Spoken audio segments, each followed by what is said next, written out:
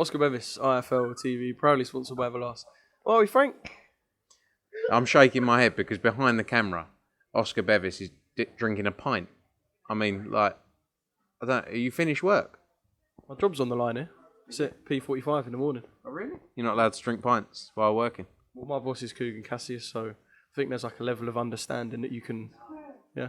Have you recovered from your holiday in LA? Still jet lagged, but yeah, it was good. LA recap for you. I mean, it wasn't a bad trip, was it? No, look, it was a quick trip for me. I was in and out, but ultimately, McKinson got the win. Ramler got the win. You know, it wasn't an ideal week for Michael McKinson, but he did what he had to do. He had about 15 opponents thrown at him. He accepted them all. And look, the fight wasn't the most entertaining, but the key was he went in there and got the win. And he did that, and now he's got, we've got some big opportunities for him, whether we look at the Virgil Ortiz fight again, whether we try and make the Rocha fight. He had an entertaining fight against Blair Cobbs, so maybe that's one for him. But it's, good week, and like I say, good stoppage win for Ramler Ali as well. Just in terms of your job and your role at Matchroom, the couple of times I spoke to you, you said, I've got meetings to do later. Are these meetings whilst you're in LA or just like virtual meetings? Or when you're out there, are you doing other like in-person stuff? Yeah, like when I tend to travel to places where I know people, then I'll do meetings to make use of my time. Because otherwise I'll just be twiddling my thumbs. So I like to stay busy. We've lots going on all around the world. So I like to keep active. So had a few meetings with a few different people, a few new fighters, and yeah. Can we play like a guessing game for the no?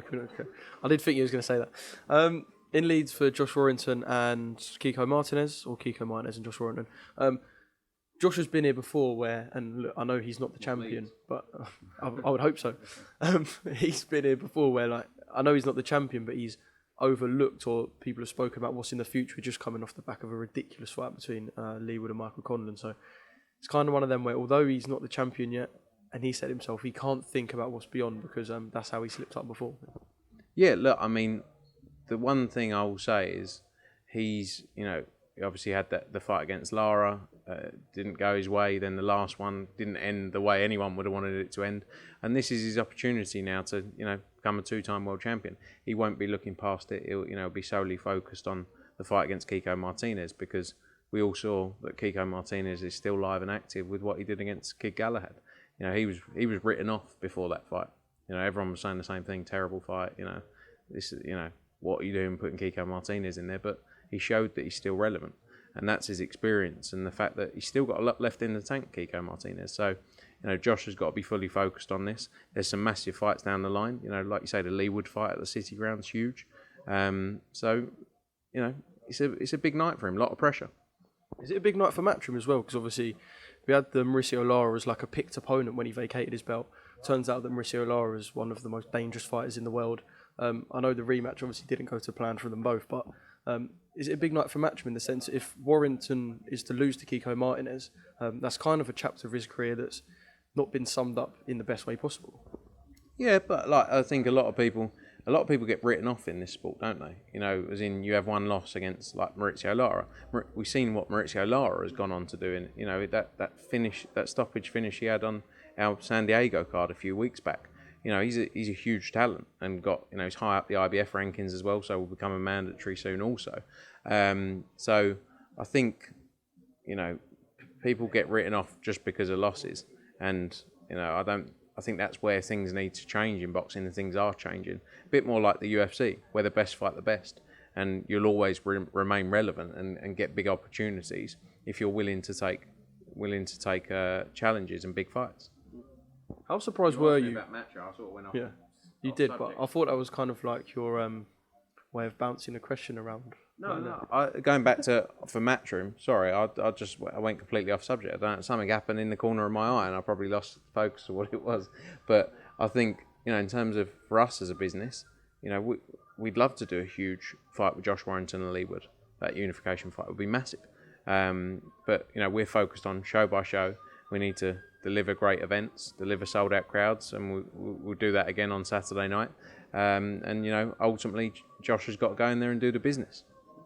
Just one more thing on Saturday night. Was you surprised by Kiko's sort of, call it a resurgence? I suppose it's we know what sort of level Kiko is anyway. Was you surprised by that Galahad win and a surprise to everyone else, perhaps? I don't really don't get me wrong, I didn't see it going the way it went, but he's been in there against the best. He's been around for a long, long time. He's got a lot of experience. So, I think, like I say, too many people get written off because you basically look at records and say he's lost X fights. It doesn't mean much. To me, that doesn't mean much. You look at Derek Chisora. What's he lost? 12 fights? But he's still relevant, still selling out arenas and still getting big fights because he's always been willing to take big opportunities. And I think that's, something that's going to change in boxing. Frank, what's the sort of update on the Anthony Joshua situation? I know when we last spoke, it was kind of about Joe Joyce and them saying an offer has been made or whatever. But since Usyk's, there was that thing about him being allowed to leave and go to a training camp outside the Ukraine or whatnot. But now I'm seeing Otto Wallin banded about, so just sort of a general update. AJ's sole focus is the rematch. Go back in there, get his belts back. Obviously, there's much bigger things in the world going on and thoughts with everyone affected by what's happening in Ukraine.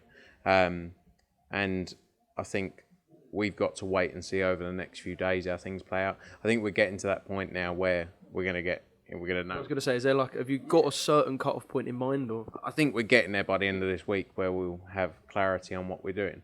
Like I say, AJ solely focused on that rematch. If it doesn't happen now and it has to happen later down the line, then we'll have to look at an interim fight. But everything is focused on making the rematch happen. So that's what we're working towards.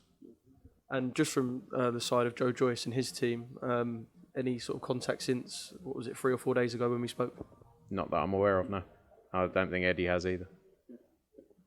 I want to talk about the light heavyweight fight made between Joshua Buatsi and Craig Richards, and kind of in a weird way, could this affect potentially the Canelo Alvarez date in December? Because I saw that he wants to fight in either Guadalajara or London. One of them two potentially in the running, because if it's London, you'd think it'd be John Ryder. But just from speaking to Craig the other day, I know he might think in the back of his mind that there could be a Canelo fight on the horizon for the winner. Is he right to think that? Look, I think it's Canelo's obviously got to focus on Bivol. Those guys have got to focus on May 21st. John Ryder's a potential as well at 168. I know he's got aspirations to fight in London. I think Eddie mentioned Guadalajara as well. So, they're all names that could be relevant for those fights. But first things first, Joshua Buatsi's got to fight Craig Richards. And that's a tough fight for both those guys. And respect for them both for taking it, because a lot of these fighters would have waited out and tried to wait until they get their world title shot before taking risks. It's a fight Joshua Buatsi wanted, and it's a fight Craig Richards wanted. We saw with Craig when he fought Dimitri Bivol, the level he's at, and Dimitri's gone on to fight Canelo on May 7th. So, first focus is the May fight, then he's got a September fight, and let's go from there. Things change, things often change in boxing and move so quickly. So I think we just got to focus on what's next, and everything else is a bonus. But just after what's next, is the winner front and centre for a world title shot? I think so, but the other ones you got as well, like Callum Smith, for example, is a huge fight as well for the winner of that fight. Anthony Yard's a massive fight for the winner of that fight. So there's lots of opportunities, lots of big fights out there. I think Anthony Yard might be waiting for his WBO shot. Now Smith's fighting Beterbiev. So, but lots of big fights, lots of big opportunities out there for them. And it does all play into as well what Canelo decides to do, i.e. trying to become undisputed at 175 as well. I was going to say, is that like the domino effect that we see? As soon as Canelo puts his name to something, even if he's not directly involved with the WBO belt at light heavy, but it kind of has the domino effect where everyone tries to play around to see what Canelo does. Yeah, and then that's something that's going to play out. Obviously his first, he's going to 175. He's done it once before against Kovalev, but going to do it again against Bivol. Then we got the September fight, which a fight that's been spoken about a lot for there, and it is pegged in for a potential Golovkin trilogy and that would be at 168, obviously. So let's see how things play out towards the end of the year. But like I say, that anything's possible. I know you're a man who's rushed off his feet and you always have loads to do, but I saw Eddie say that he's kind of pleased in a way that he's not involved in Tyson Fury and Dillian Whyte just because there's like 100 things to resolve. Do you echo those words? I quite like resolving things. I'm a bit of a problem solver, but I find it amazing. Like, we've worked with Dillian Whyte for years and years and years, and we've seen what we've done together with Dillian-Whyte. Everything's been nice and easy. So I'm amazed that Queensberry have managed to make it as difficult as they have, for a range of easy things. But that's their business, and it's a great fight. And I might go. I might try and sneak in somewhere. But let's see. I don't think it affects the fight. I think the fight will happen. I think that everyone's spoken about that quite openly. But I'm sure there's a number of bits and pieces that still need to be resolved. In terms of you saying that Dillian's easy to work with for you guys, do you think that just comes from the fact that because there's no matchroom involvement, him working with someone he's one, not familiar with, and two, doesn't know the ins and outs of the people involved, he's kind of just been a bit like standoffish, like he would be less of a pain in the arse if this was a matchroom fight sort of thing. I think he just wants what's fair, if I'm honest. And like our version of fair and maybe other people's version of fair is different things. And we've always worked well with our fighters. And ultimately, whether we promote a fight, whether it's a purse bid, whether, we have involvement. Last like Team Conlon the other week. I like to, and this is the message we put through our team, we want everyone to be happy. Because ultimately that does they'll work hard for the promotion. So, it can be easy. It doesn't have to be hard work. So I don't think it's Dillian-Whyte being difficult himself. I think it's just a case of, two differing opinions of what not even right is, but what people think needs to be done. Is it one of them situations now, because as we close into that date where everything that needs to be resolved is kind of not below Dillian, but because he's got the fight to focus on, everything that needs to be resolved, it shouldn't even be in his brain anyway. He's just got to focus on that date. Look, he's got a good team around him, like a lot of fighters that are there to handle these sort of things. So, they'll be working behind the scenes on that. Dillian is 100% focused on the fight and going in there and doing a job on Tyson Fury on April 23rd. Yeah.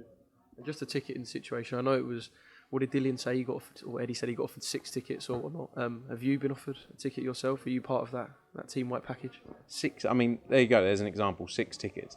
Is that, can you confirm that that's true? Because I don't know if Frank has said so, but I know that Eddie said to me it was, I think 6 maybe, or 7, I don't know. If that's what he said, that's what it would have been. He's got no reason to lie about it. But this guy is headlining, regardless of whether he's not the champion, he's headlining the main event at the National Stadium in front of 90,000 people.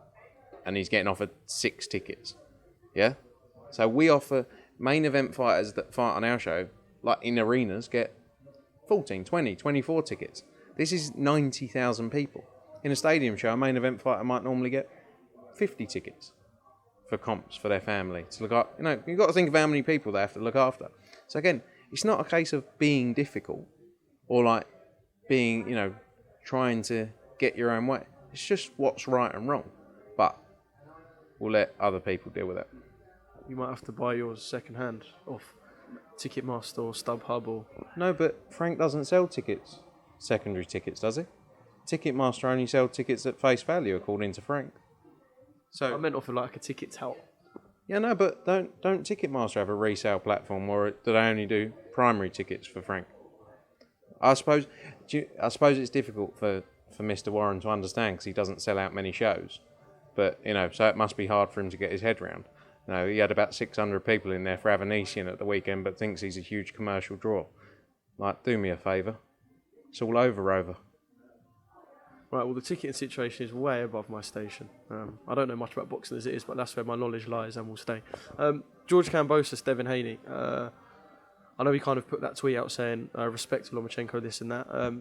But yeah, so it looks like it's going to be him and Devin Haney. Is there a time when we can get perhaps, or we can expect like a confirmed date, venue and all that? That's a fight we're working hard on. We've been wanting that fight for a while. Is it as difficult as George says Devin's making it? No, it's like everything that goes into the boxers talking, when they're speaking about a fight.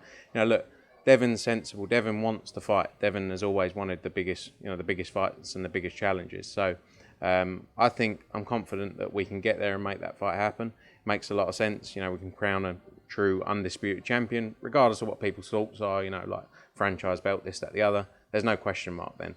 And Devin wants to go in there and do it, and so does George. And like I say, it's been going on a while, so hopefully we can get that all finalised in the next week or next few days into early next week. Fingers crossed we can. Thanks, Frank. Thank you for giving me some of your time. And yeah, top man. Thanks, mate. Enjoy that beer. Will do.